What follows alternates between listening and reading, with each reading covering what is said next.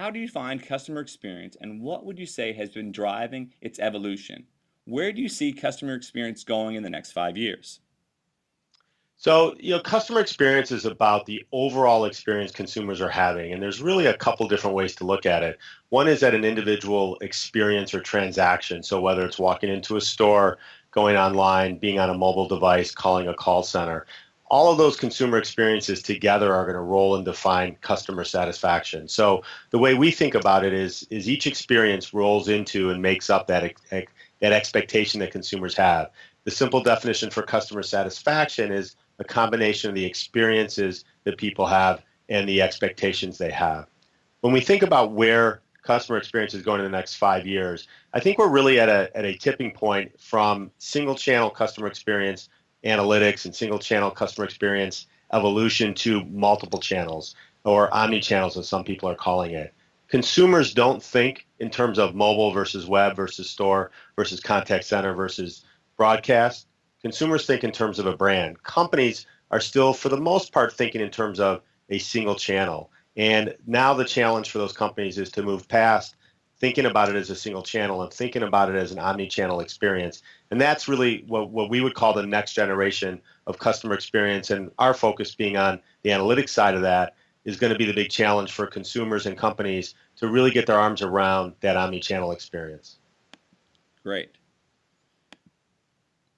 The mobile channel seems to be changing the way that consumers are interacting with brands and businesses. What strategies should businesses employ to proactively take advantage of the mobile evolution in order to ensure they maintain customer loyalty and financial success?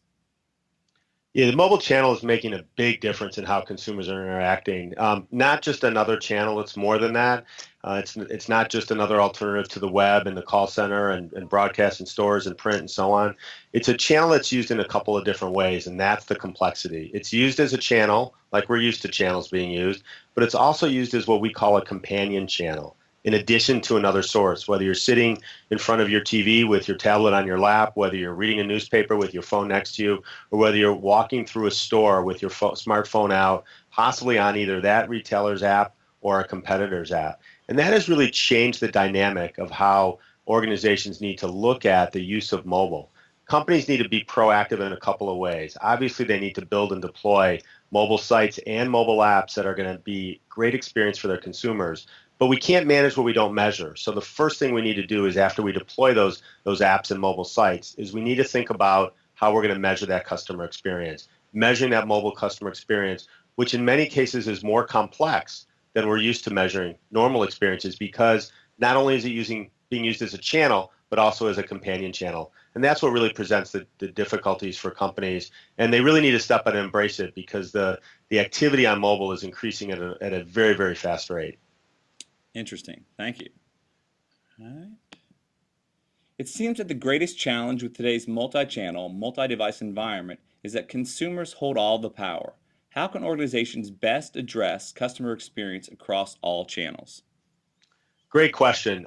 Consumers do hold the power, and let's talk about why.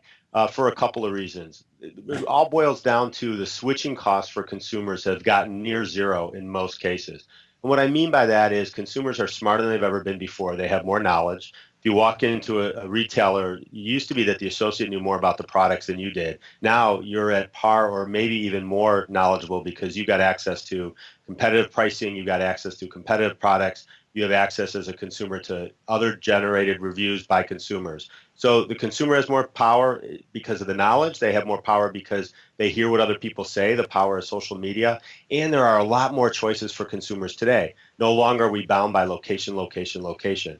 We're now able to access anything, anywhere through the web and through our smartphones. And so the power has really shifted from the company to the consumer. With that, companies need to make sure they understand how they're going to win their business and the loyalty of of consumers. And they're going to win it by providing just a great experience from end to end, right? There's can be no breaks in that chain, if you will, that will cause a consumer to go somewhere else. We need to think about every interaction, every experience, and make sure that we're optimizing that to give them a great experience, because if not, they're going to go elsewhere. Our ability to hold on to them by locking them into us is a lot harder than it's ever been before. So companies need to focus on that customer experience, and in order to improve it, they need to measure it. So it starts with measurement. You can't manage what you don't measure. And I would take it a step further to say you can't improve what you don't measure. And some people would say, sure, we can still make improvements, even if we're not measuring. But how do you know you've made those improvements if you're not measuring them? And I think that's the key for these companies as they go forward and as this power shifts from the company to the consumer. Great. What role does customer satisfaction play in establishing long-term customer loyalty? What do organizations need to think about to create loyal advocates for their business?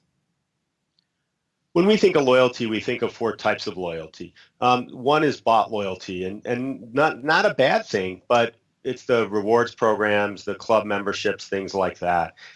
Amazon Prime is a good example. Your airline loyalty card is another example. Those loyalty programs, you're basically buying the consumer to come back through discounts, coupons, points, rewards, and so on. Again, not a bad thing. It's a business decision to make. But keep in mind that if a consumer has a better offer, they're going to go elsewhere. So I don't really consider that true loyalty. The second kind of loyalty is what we would call restricted loyalty, where you have no other choice. Again, a great thing you can get it as a company, but very difficult to get and maintain in today's world. The third type of loyalty is what we would call convenience loyalty. It's the corner store, it's the key area on the web page, a prime location, something along those lines. It's the most convenient option. Again, it's a great thing if you can get it, but it does limit your capability a little bit. The fourth kind of loyalty is what we would call earned loyalty or true loyalty. And that is when you are providing a great experience, when customers are satisfied, they build that undying allegiance to that brand or product. And the way I think about it is the next time they're going to do something similar, they're coming to you first. You're their first choice. That's really how we would define earned or true loyalty. Companies need to focus on it. They need to provide a great experience. They need to understand what their customers' needs and wants are. And they also need to look a lot at segmentation. You can't be everything to everybody. And the beauty of the web is that it opens up your doors worldwide to everybody and everywhere. You're not able to pick your locations that will appeal to the right demographic. Everybody can come and find you. With that, it brings a challenge. So a lot of this analysis has to be done by focusing on those key audience segments and make sure that you're really satisfying those audience segments that are most important to you to drive them to that point of that true loyalty. Great. Larry, thank you very much for your time today. Always a great discussion, and we look forward to continued discussions with you in 2013. Sounds great. Thank you, Mark. Thank you very much.